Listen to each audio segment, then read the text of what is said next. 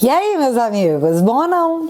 No vídeo de hoje vamos ser obrigados a falar da treta envolvendo Alexandre de Moraes lá em Roma, porque eu nunca vi isso acontecer nos últimos 4 anos de democracia revolucionária.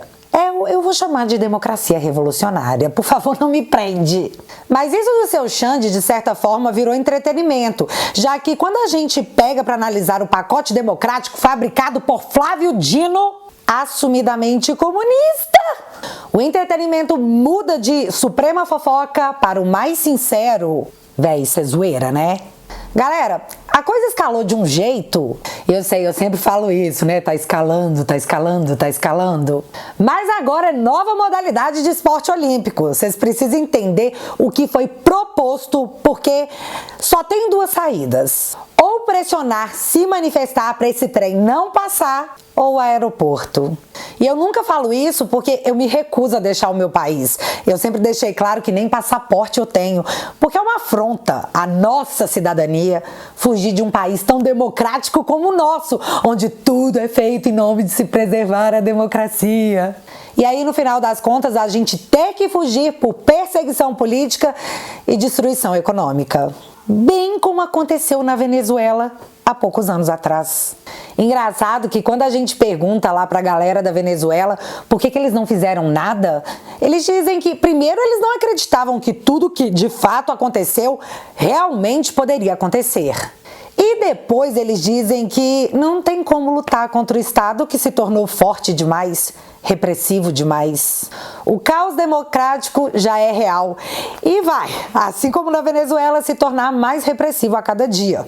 O econômico, bom, aqui nós vamos trabalhar com números. Calma aí. Mas para deixar você feliz, o governo federal pediu para que fosse decretado ponto facultativo nos jogos da seleção feminina de futebol. Nada como feriado para fazer o brasileiro ficar menos chateado, né?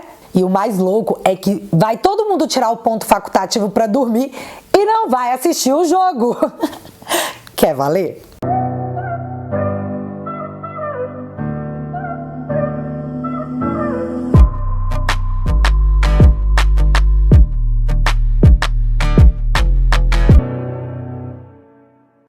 Tá, bora te atualizar da novelinha. É novelinha. Pode falar novelinha no Estado Democrático de Direito? Alexandre e o vídeo perdido. Todo mundo aí já sabe o que foi que rolou, mas eu vou fazer um resumo, porque eu sou dessas. Alexandre supostamente foi hostilizado juntamente com sua família na sexta retrasada, em um aeroporto lá de Roma. O Brasil tomou conhecimento do fato apenas no sábado, com a declaração da Polícia Federal, que dizia que o filho de Alexandre tinha tomado um tapa no rosto que fez seu óculos voar. Cobramos imagens. Não tivemos imagens. No decorrer da semana, os envolvidos negaram a versão da Polícia Federal. Na sequência, prestaram um depoimento de mais de 8 horas, além de terem sofrido busca e apreensão. Sobre esse fato, eu não vou falar nunca que eu vou comentar esse negócio, vou deixar o Estadão falar. Aspas pro Estadão. Busca e apreensão em suspeitos de hostilizar Moraes extrapolam a lei, dizem constitucionalistas.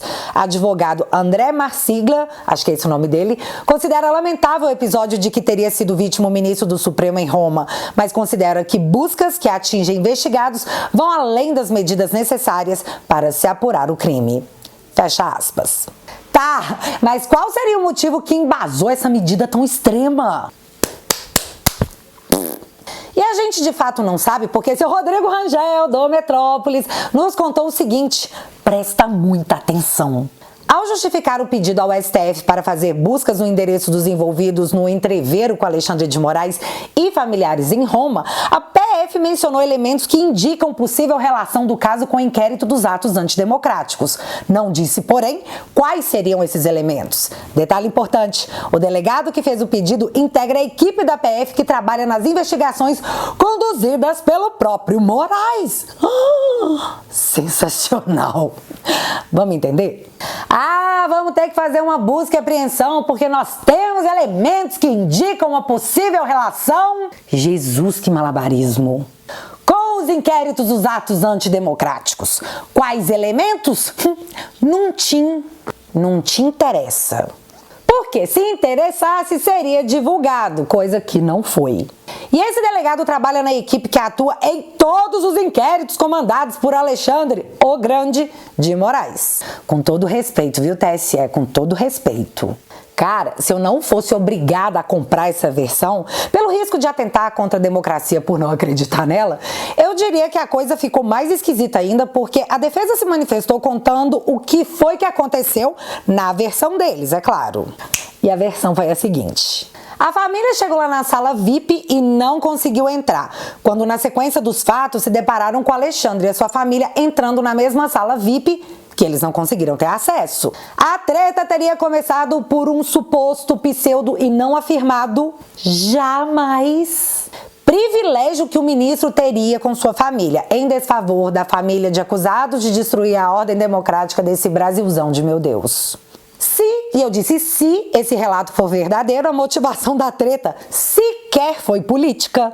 A família também alegou que foi xingada por Moraes, o magnânimo, e que teria um vídeo de 10 segundos que provaria o acontecido. Beleza, vídeo entregue à polícia e anexado aos autos. E o mais louco disso tudo é que eu cansei de ver a Daniela Lima lá na CNN recebendo vazamento de tudo quanto é coisa no WhatsApp noticiando ao vivo. E esse vídeo não vaza nem por um decreto. Quase ninguém viu tal vídeo, mas teve quem viu e relatou o que foi que viu. Chega aqui, dona Raquel Landim, conta pra nós o que você viu, porque mentes curiosas querem saber. Moraes diz: vocês vão ser todos identificados.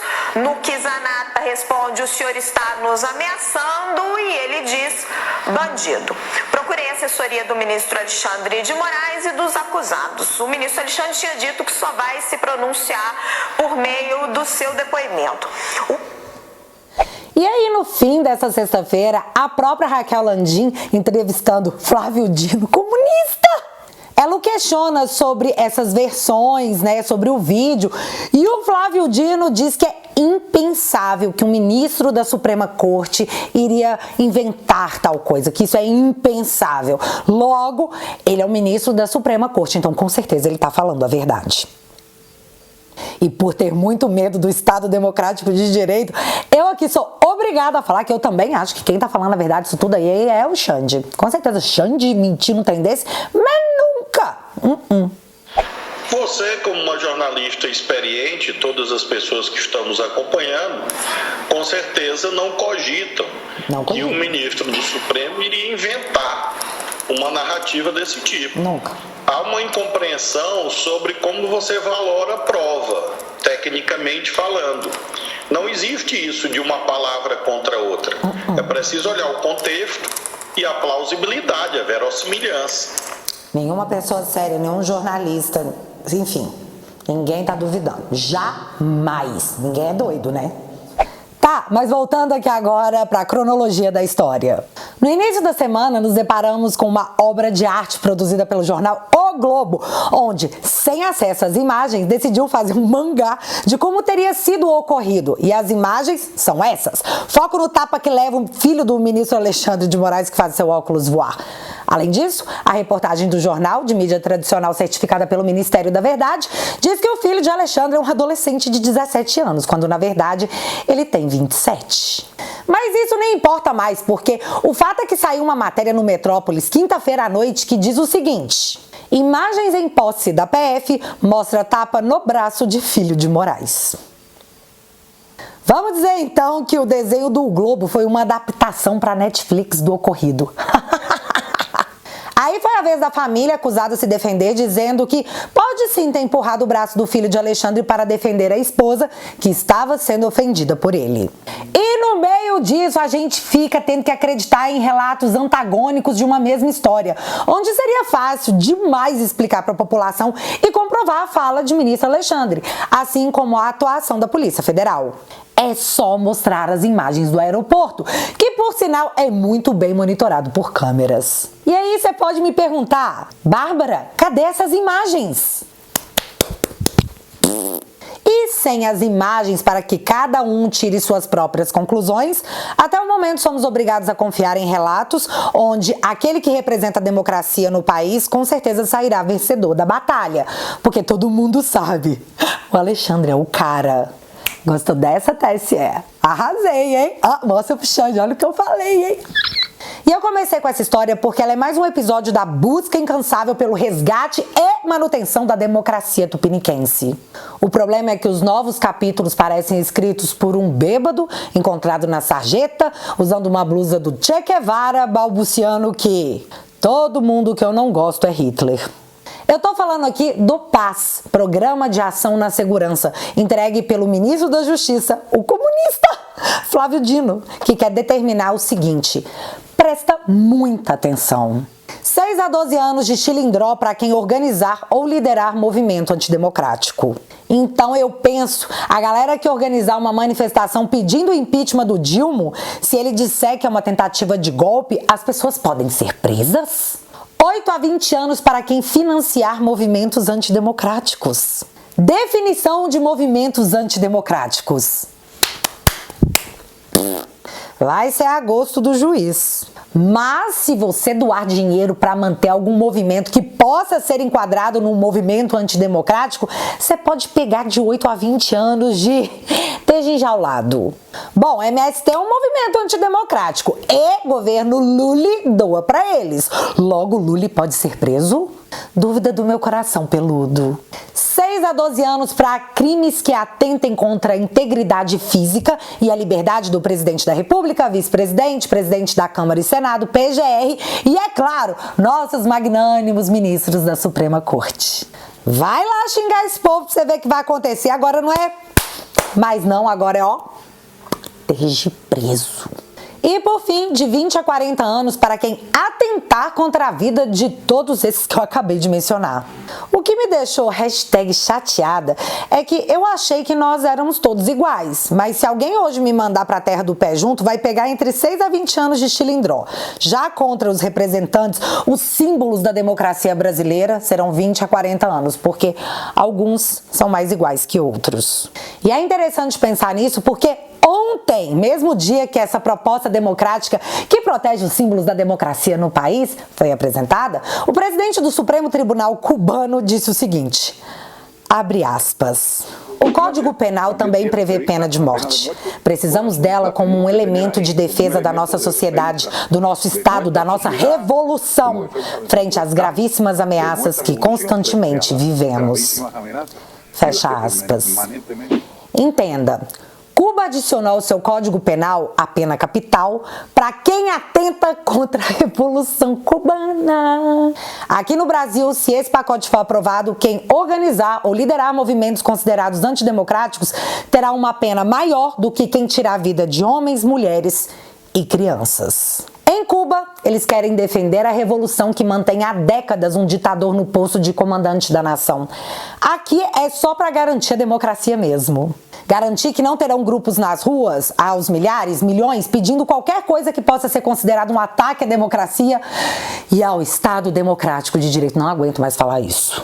Galera, a treta com o Xande no aeroporto foi considerada um ataque ao Estado de direito. Então é tudo bem subjetivo, né? Depende de quem for analisar, caso a caso. É a justiça interpretativa. Suco de democracia! E pra quem tá achando que eu tô viajando na maionese, olha essa pepita de vídeo. Eu fui governador, o Renan foi governador, o Rui foi governador, o Valdez, o Alckmin, claro, esse quase o Fidel Castro, 4 mandatos lá, camarada Alckmin. Não sei quantos mandatos lá em São Paulo. Camarada Alckmin. Para quem não sabe, camarada era a forma que Stalin, Lenin e Trotsky se referiam a seus aliados na Revolução Russa. É assim que se refere a um comunista, é assim que você fala com um comunista. O Alckmin, que disse que Dilma queria voltar à cena do crime, depois foi saudar o hino da Internacional Socialista, se torna o camarada Chuchu. E para completar, me aparece Janones dizendo que está indo para a Alemanha com o seu dinheiro, diga-se de passagem, para apresentar o projeto de lei que criminaliza o bolsonarismo. O Janones quer equiparar o bolsonarismo com o nazismo, num país que ele está ajudando a tornar comunista. Vai ser crime ser oposição no Brasil, e isso está sendo proposto na cara de todo mundo. E para quem não sabe o que é o comunismo, no meu site tem uns vídeos sobre o assunto, sobre as revoluções russa, cubana e chinesa. Assiste lá e descobre o que eles vão tentar fazer por aqui. Alerta de spoiler, nesse sistema maravilhoso, mais de 100 milhões de pessoas perderam suas vidas para o regime do amor. Pode ser que eles tenham dito que essas pessoas eram animais selvagens que precisavam ser extirpadas. Sei lá. Mas para quem faz parte da família, vale a pena conferir porque tá bem didático. E como todo comunismo que se preze, a liberdade tem que ser destruída. Em seguida, a economia. Assim você se torna refém do assistencialismo do Estado, que fica cada vez mais forte enquanto você fica cada vez mais fraco. Deixa eu te mostrar com dados, né? Falei que tinha dados. É importante. Em 2017, o Brasil implementou uma reforma trabalhista e essa reforma extinguiu a contribuição sindical. Uma contribuição que de contribuição não tinha nada, já que você era obrigado a pagar. Era retirado do seu salário um dia de trabalho para dar para os sindicatos. Assim, os sindicatos ficavam fortes, estavam sempre nas ruas, com aqueles balões da CUT em tudo quanto era evento do PT. Eles davam a sensação de um governo apoiado pelas massas. Mas com a queda da contribuição sindical, os sindicatos perderam a força de se mobilizar e sem povo, um governo não passa legitimidade. Por isso, o ministro do Trabalho, Luiz Marinho, disse que proposta de reforma trabalhista trará de volta a contribuição sindical. Yay! E isso não me assusta. Aliás, nós avisamos bastante. Em todo governo comum ou socialista, os sindicatos têm que estar fortes, senão não funciona. De novo, assiste o vídeo da Revolução Russa lá no teatualizei.app que você vai entender tudinho. Mas eis o primeiro ponto: tirar o seu dinheiro para financiar militante sindicalista. Ponto 2. Mais imposto no seu lombo para financiar um Estado inchado, somado com a desaceleração econômica. Sucesso de Dilma 3 depende de um final de ano com mais impostos. Economia esfria até o fim de 23. Retomada depende do plano de tapar déficit com mais tributos. E enquanto o aumento de imposto no nosso lombo é rota certa, Simone Steppi, sim, o Dilma disse que é esse seu nome, viu, dona Simone? Steppi, Simone Steppi. Anunciou em maio que ia bloquear 1,7 bilhões em gastos para poder cumprir o teto de gastos, mas disse que ia preservar a saúde e a educação nesses cortes, tipo, não, nós não vamos mexer nisso não. Mas aí, quando foi ontem, o governo anunciou novo bloqueio de 1,5 bilhões. Mas dessa vez a notícia veio acompanhada do que todos que não trabalham com torcida já sabiam: o aumento na projeção do rombo nas contas públicas. E é muito, tá? Calma aí que eu já vou te falar. Galera, esse desgoverno não faz a menor ideia do que está fazendo. Tanto que em março desse ano, 4 meses atrás, o governo anunciou que o rombo nas contas públicas para 2023 seria de 107 bilhões de reais. Logo em seguida, em maio, disseram que não, a gente olhou direito e o rombo, na verdade, vai ser de 136 bilhões de reais? Nossa Senhora!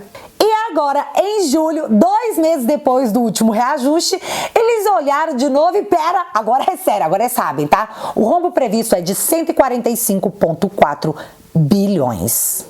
E o mais interessante é que o Dilma e a Esbanja seguem viajando no mundo para que o Lula possa dizer para o presidente da África que o Brasil agradece por tudo que a escravidão produziu por aqui.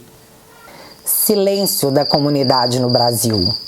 Se bem que o ministro dos Direitos Humanos, que vergonha alheia, apareceu ontem super constrangido para dizer que o que o Dilma disse tá certo, só que ele foi mal interpretado.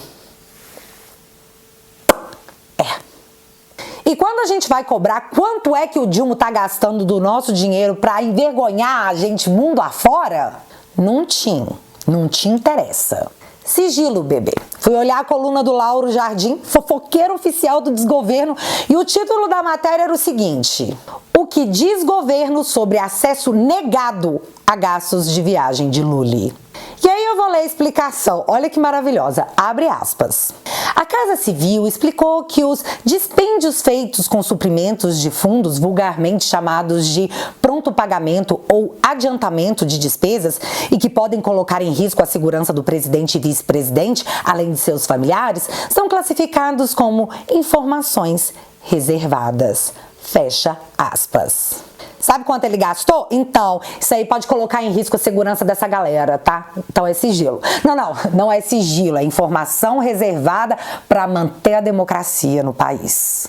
E eu aposto que, em nome da democracia, o Maduro também jamais revelou quanto que ele gastou num restaurante com carne de ouro enquanto o seu povo passava fome.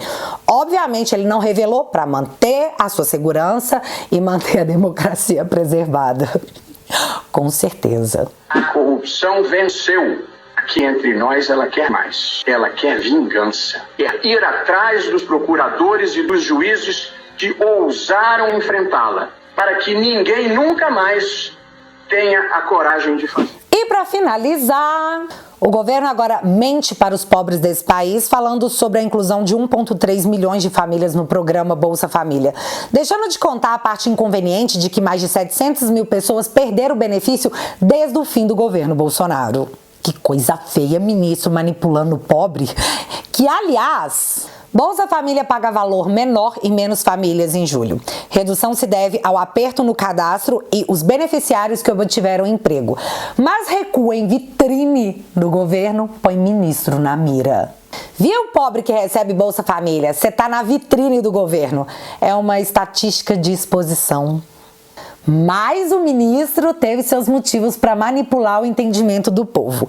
E isso se deu porque ele vai cair do galho para dar lugar a Arthur Lira, que vai levar o ministério do petista Wellington Dias. Mas vai ficar sem o Bolsa Família, porque Bolsa Família é vitrine de pobre do governo do PT. E assim, o Centrão embarcará no governo para que a democracia e o Estado democrático de direito seja preservado. Confia. Galera, esse programa apresentado pelo Dino não pode passar de jeito nenhum. E se hoje existe uma barreira que segura esse avanço, somos nós. Não existe guerra sem perdas e feridos, e ninguém falou que ia ser fácil. Mas se a gente deseja obter o futuro, o presente não pode ser perdido.